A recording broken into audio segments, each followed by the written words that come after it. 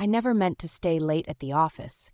It had been a long day, and all I wanted was to go home, change into sweats, and forget the relentless stress that came with being the assistant to a CEO. But we were behind on a critical project, the kind that would either make or break our company. Chris needed me to help finish it, and I couldn't refuse. Not to him. Chris wasn't just any boss. He was intense, always focused, with a presence that commanded respect and attention. He was also the type of man you couldn't help but notice. Tall, lean, with dark hair and a jawline that looked like it had been sculpted by the gods. He was a man who seemed to glide through life with confidence, and it was no surprise that he was as successful as he was. There were rumors in the office about him.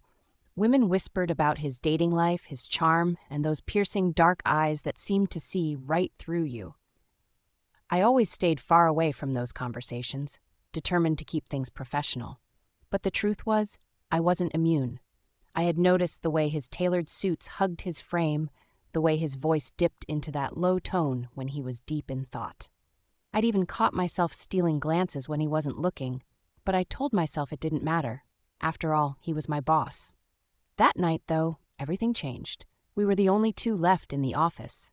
The hum of computers and the occasional buzz of an email were the only sounds breaking the silence. His office was dim, lit by the glow of his desk lamp. I sat across from him, my laptop open, trying to focus on the spreadsheet in front of me, but I couldn't concentrate. I kept catching his eyes. Every few moments, I felt the weight of his gaze on me. It was subtle at first, fleeting, but then it lingered. Each time our eyes met, my pulse quickened, a soft heat rising beneath my skin. The air felt heavy, charged. I couldn't deny it any longer. There was something between us, something more than just professionalism. "You've been a huge help, Emma," he said, his voice cutting through the quiet. I swallowed, forcing myself to look away. "Just doing my job." "You do more than just your job," he said, standing up from his desk.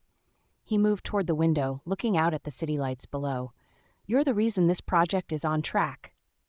I stood too, needing to break the tension that was mounting inside me. "We're a good team." He turned then, his eyes locking onto mine. There was something in his gaze, intense, almost hungry. My breath caught in my throat. "You ever think about doing more than this?" he asked, his voice low and deliberate. I blinked, unsure of how to respond. "More than what?" "More than just work." His tone sent a shiver down my spine. I could feel the room closing in around us, the distance between us shrinking, even though we hadn't moved an inch. I knew what he was implying. And I knew where this was going. I shouldn't have stayed. But the truth was, I didn't want to leave. There was a part of me, a reckless, dangerous part, that wanted to see how far we would go. It was wrong. It was against every rule, every policy. But the pull between us was undeniable. "Chris," I started, my voice shaky, "this isn't a good idea." He took a step closer, his eyes never leaving mine. "I know." I could feel my heart hammering in my chest as he approached me, his presence overwhelming. His cologne, a mixture of wood and spice, filled my senses. I wanted to step back, to create some space, but my body wouldn't move. He was standing in front of me now, so close I could feel the heat radiating off him. His hand reached up slowly, brushing a strand of hair behind my ear. It was such a simple gesture, but it felt loaded with meaning. I closed my eyes for a moment, trying to collect myself, but when I opened them, his face was inches from mine.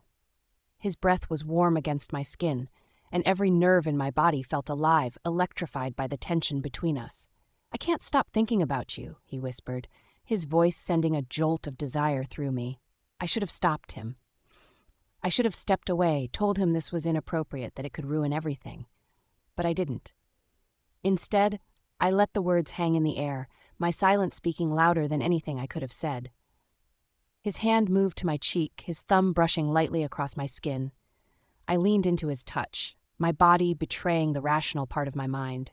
Every part of me was screaming to walk away, but the pull was too strong. We were crossing a line we could never uncross. But in that moment, I didn't care. His lips hovered over mine, and I could feel the heat between us intensifying. Time seemed to slow, the space between us growing smaller and smaller until finally his lips touched mine. It was soft at first, tentative, as if he was waiting for me to pull away, but I didn't. I couldn't. I kissed him back, and the softness quickly melted into something deeper, something more urgent. His hand slid behind my neck, pulling me closer, and I could feel the weight of every unspoken word, every glance we had shared, building up to this moment.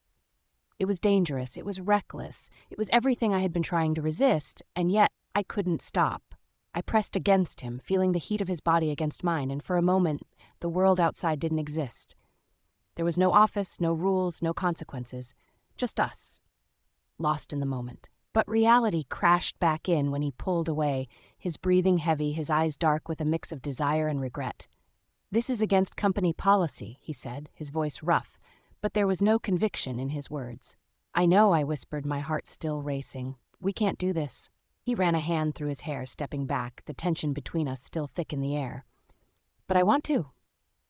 I stared at him, unsure of what to say. I wanted it too, but I knew the risks. I knew what it could mean for both of us, for our careers, for the delicate balance we had maintained until now. But desire is a powerful thing. It clouds your judgment, makes you forget the consequences. The rest of the night was a blur. We didn't speak much after that, the weight of what had happened hanging between us. I finished the work in a daze, my mind racing with what had just unfolded. As I left the office, the cool night air hit my skin, and the reality of what had happened started to sink in. I had crossed a line. We both had, and there was no going back. The days that followed were tense, filled with stolen glances and awkward silences. We didn't talk about that night, but it was always there, lingering between us. Every meeting, every interaction was charged with the memory of what had happened, of what could have happened if we hadn't stopped. But the truth was, it wasn't over. Not by a long shot. The tension between us was still there, simmering just beneath the surface, waiting for the right moment to boil over. And deep down, I knew it was only a matter of time before we crossed that line again.